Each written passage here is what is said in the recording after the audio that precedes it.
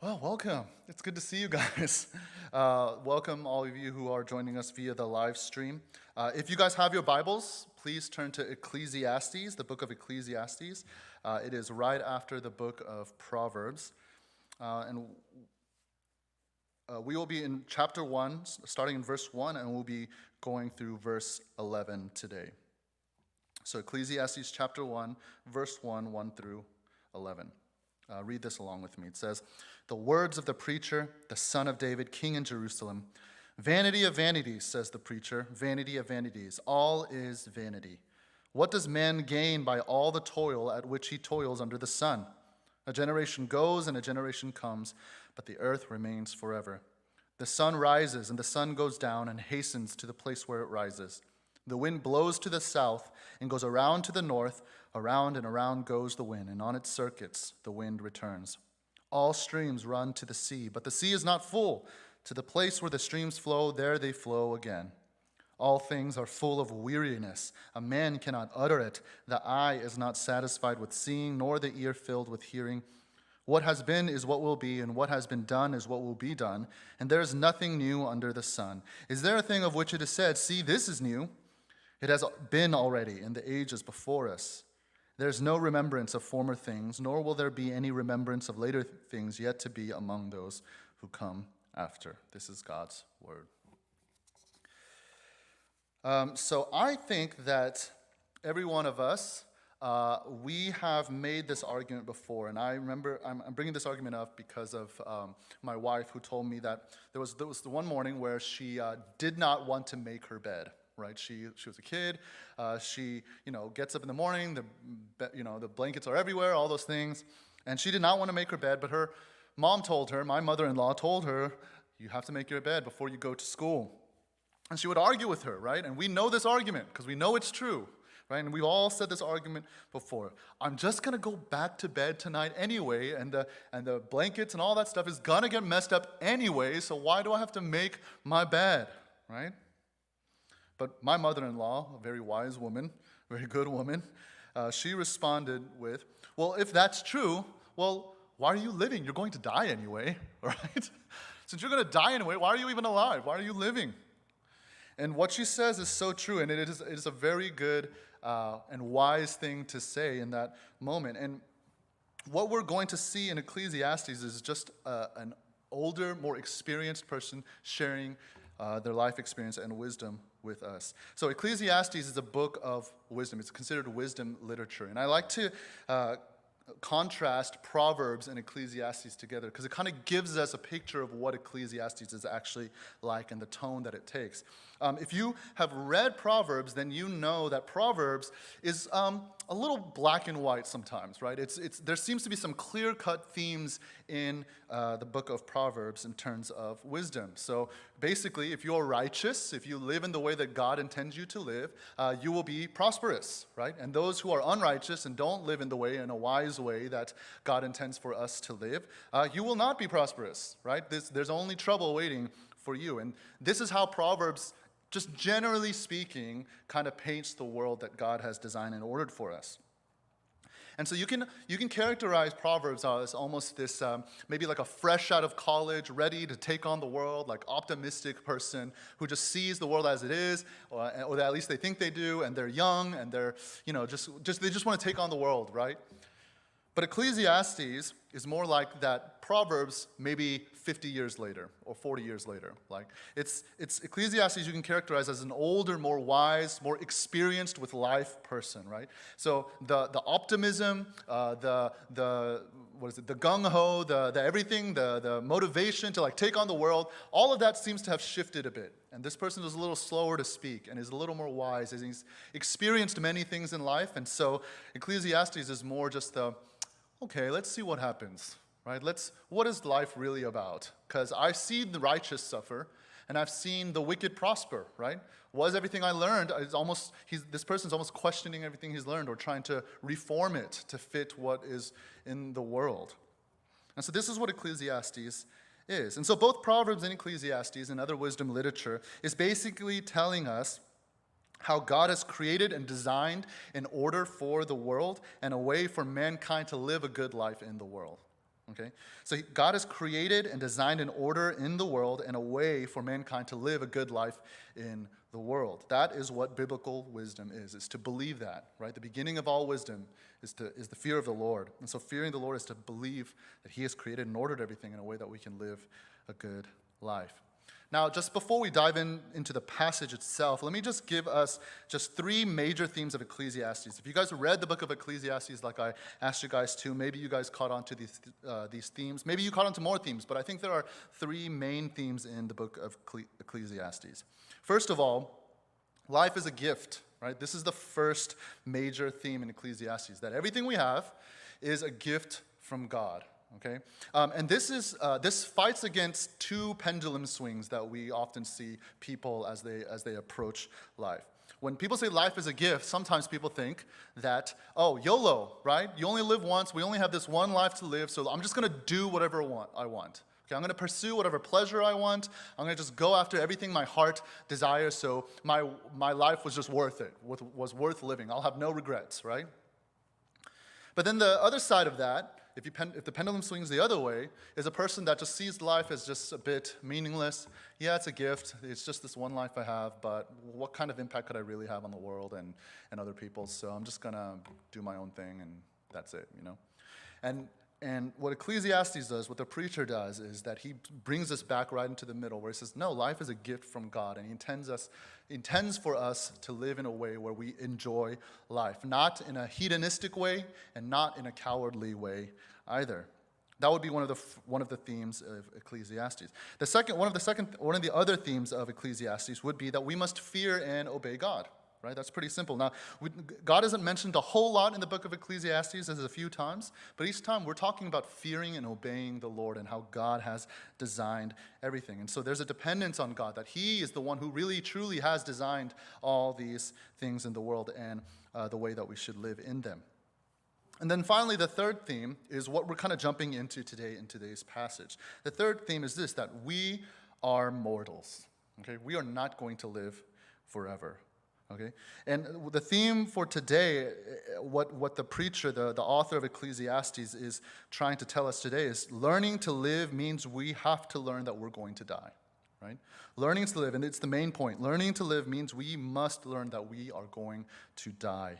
Okay, we are mortals. And so, in the first two verses, he introduces himself, right? The words of the preacher, the son of David, king in Jerusalem.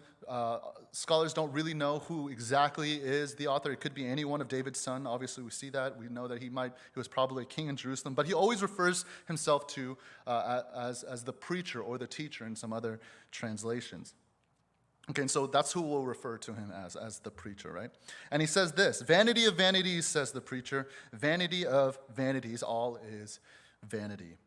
And so this illustrates our first point today, which is that life is short, right? So I don't know what translations you guys are using. I'm using the ESV.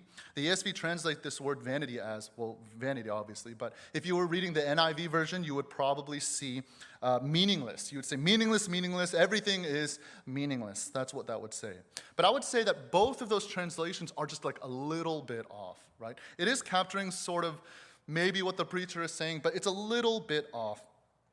If you were to look in Psalm 39, verse 5, this is what it says. It says, "Behold, you have made my days a few handbreadths, and my lifetime is as nothing before you. Surely all mankind stands as a mere breath." Okay? And that word breath is the same word that's being translated as vanity and vanities and meaningless. And so there's almost like a really, like a nuance there that our translations may not be getting. It's really saying that like a misty mist, that's what life is, right? Life is a misty mist. Everything is just a mist. And what does he mean by that? He means that life is really short. You guys have experienced cold days. You see a foggy breath come out and you've seen it disappear. That's life. That's what the preacher is telling us. It is extremely short, and time goes by really, really fast. My baby turned 10 months old 2 days ago. He's 1 year old in 2 days, in 2 months, sorry. In 2 months, he'll turn 1 years old. There was a time a few months ago where my wife and I, we were looking at just old pictures that we took, and we got to the point where saw a picture straight out of the hospital, like in the hospital. I'm holding him. I've got all the like stuff on. Anna's in bed. She's like like this, and she just finished a C-section, and I'm holding my baby, and his eyes aren't open yet. He's just crying. He's all covered in crap and stuff, and like it's crazy. And I looked at it and I just cried. I just started crying. Like usually it's my wife who cries at that kind of stuff, but I just started crying because it's like time is just going by way too fast. Like it's insane.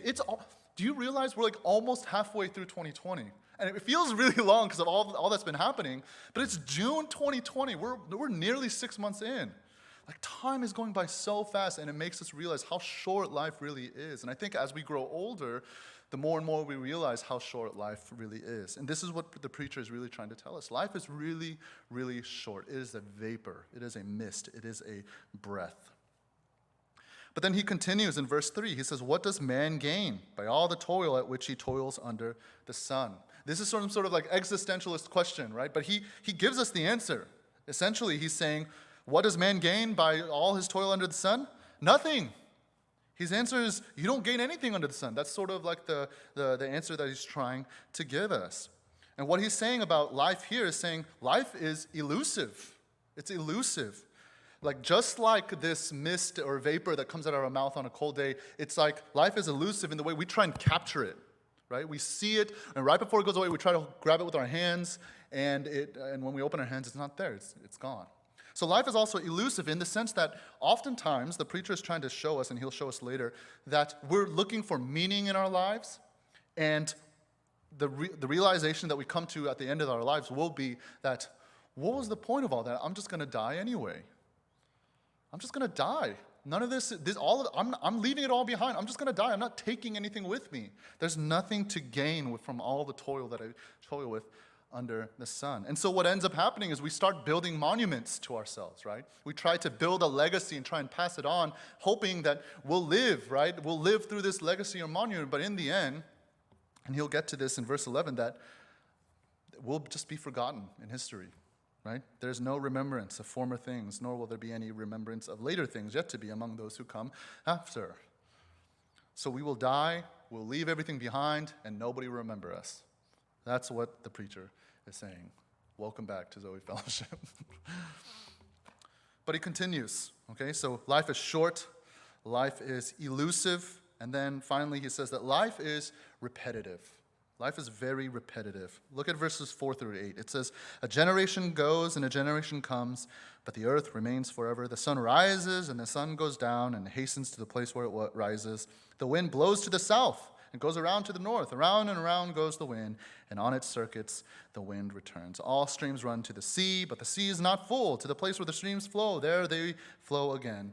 All things are full of weariness. A man cannot utter it. The eye is not satisfied with seeing, nor the ear filled with hearing. What the preacher is kind of giving us imagery of is he's trying to show, again, the repetitive cycle of creation, and then showing that man is not exempt or excluded from this same repetitive cycle that we see in creation. And he shows a generation goes and a generation comes, but the earth remains forever, right? Generations will just die away, right? Sooner or later, our generation will be over.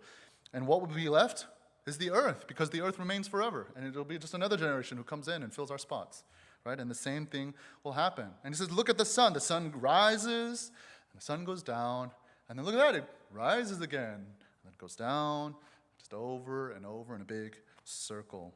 The wind blows to the south, and he's trying to get south, and somehow he ends up north. And then he's like, oh, what am I doing up north? I better go south again. And so he goes down to the south and goes round and round up north, and around.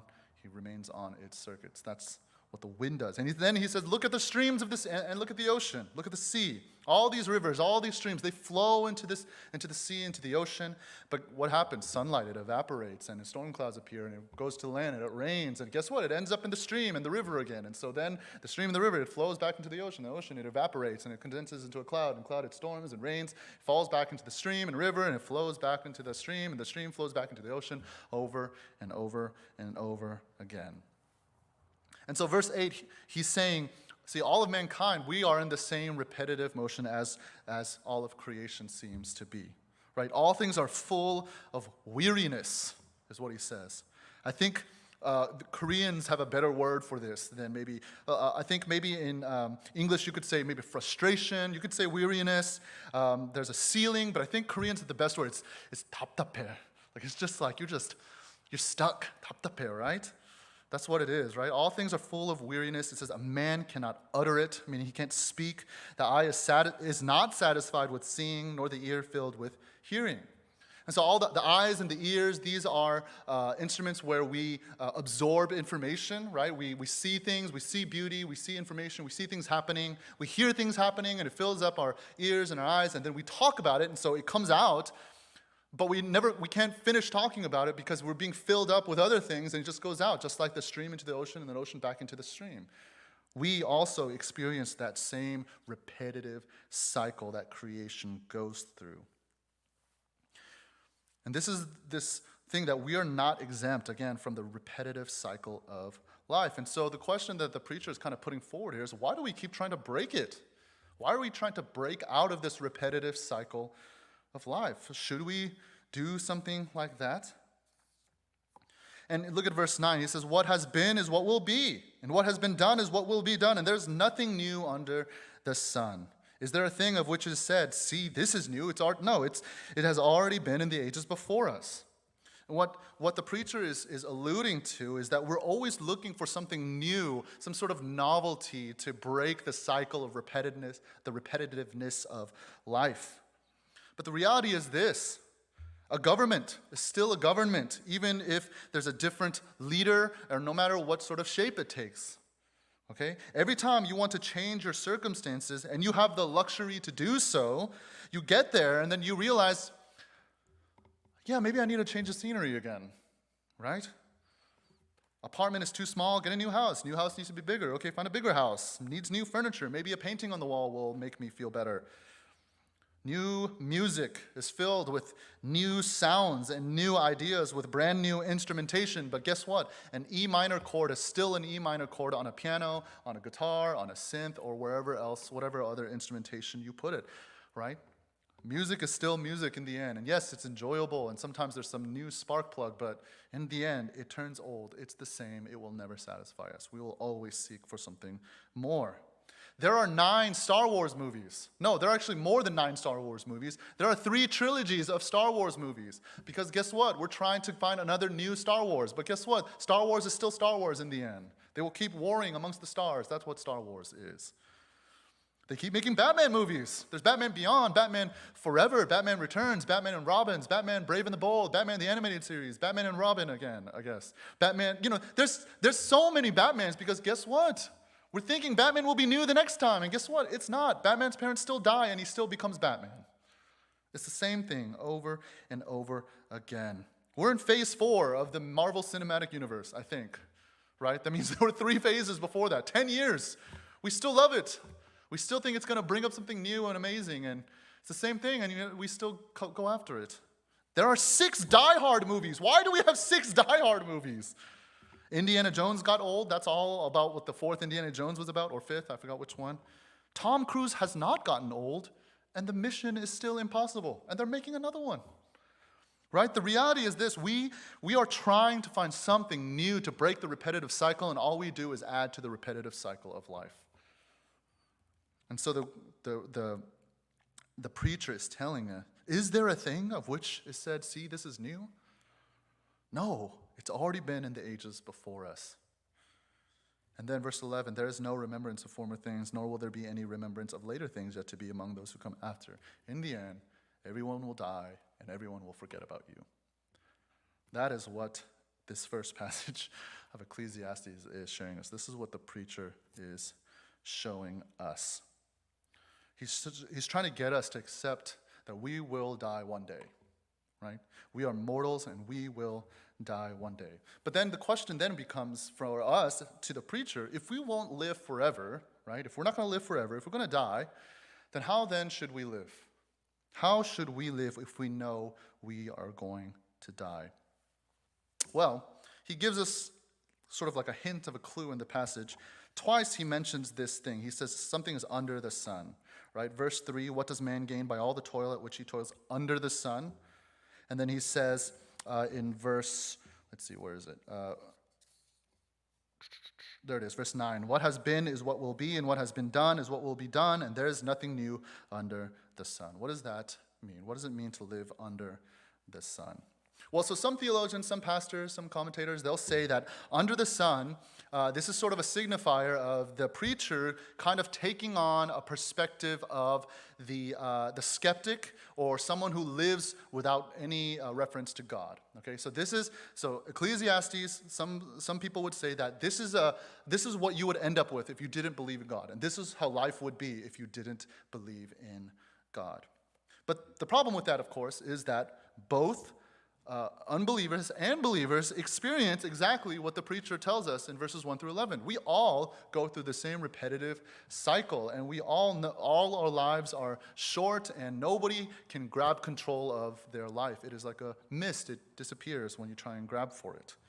And so I don't know that version, that interpretation of Ecclesiastes is something that we can hold on to too much. They've got a clue in the sense that as a Christian, we have a true angle in life, right? We see what life is truly about because we live in the light of Christ. But this experience of life is the same for believer and unbeliever. And so what does it mean? What does life under the sun mean? The sun, in biblical times, and today as well, is a marker of time. It's a temporal marker, not a spatial marker, right? And so what it's saying is, under the sun means this is life right now, right? What has been is what will be, and what has been done is what will be done, and there's nothing new right now, in this moment where we're living in right now. What does man gain by all the toil at which he toils? Right now, right? It's a question of when, right now. See it now. Live it now. That is what the preacher is saying. And so he's saying, because life is so short, we should live with no pride, right, or arrogance, but only dependence on the Lord. Whether you're rich or poor, strong or weak, young or old, black or white, we must live knowing that we are mortals and therefore we will die. This should kill all arrogance or pride and anything we feel like we've earned in this life that leads us to believe we are superior in any way to others. A wise life is a life lived humbly dependent on God for all we need right now today. Because life is elusive, we should live knowing that life, what we have now, are just things that we are going to live behind. Right? The things that you are in control of right now will soon be out of your control. So have a loose grip. Right? Don't hold too tightly to something. A wise life is a life knowing that it's at the end of a tether. Right? You are not totally independent right now. And then because life is repetitive, instead of trying to break the repetition of it, accept it and get into a rhythm.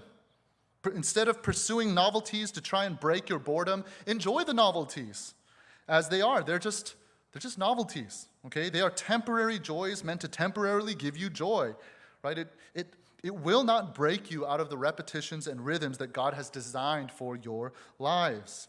And so these repetitions and these rhythms that we have in life, they give us meaning and purpose. God has given us meaning and purpose. And so a wise life is a life that enjoys life as it is under the sun right now.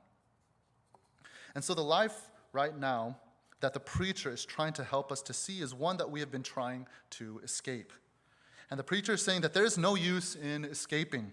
There's no sense in pretending what we know about life. We long for a world where we can live forever, happy, healthy, and whole, right? We long for a world where the next new thing will satisfy us forever. The new house, the new iPhone, the new everything will satisfy us, but guess what? There's a new house, there's a new iPhone, everything gets old, and it will not satisfy us forever. We long for a world where nothing feels repetitive, and we no longer have to dream of interruptions for these repetitions. In short, what we want in our hearts, and what the preacher is trying to get us to see, is that we desire permanence. We desire permanence, and the preacher is telling us there is no such thing under the sun. Accepting this is the first step into living a wise and godly life. We must accept that creation And history are our best teachers. Okay, think about the generations who have gone before us. Look at the sun that faithfully takes its course, the repetitive course, rising up into the sky and setting to provide light and heat. Follow the wind and know that there's a path that God has laid out for us all to take. Take on the currents of an ever-changing stream to the chaos of an untamed ocean, and know that your life is a grain of sand that's being taken on a journey from the depths of the bottom of the sea to a quiet and pleasant beach. Meaning and happiness do not reside in novelty. What is new is not really new, and what feels new will soon feel old. So we must accept that our lives are short, they're elusive, they're repetitive, and God is trying to teach us something through it all and guide us through it all. There's nothing to escape from. Okay, this is life under the sun. This is life right now, and the preacher is saying, let's all just enjoy it together. Let me pray for us.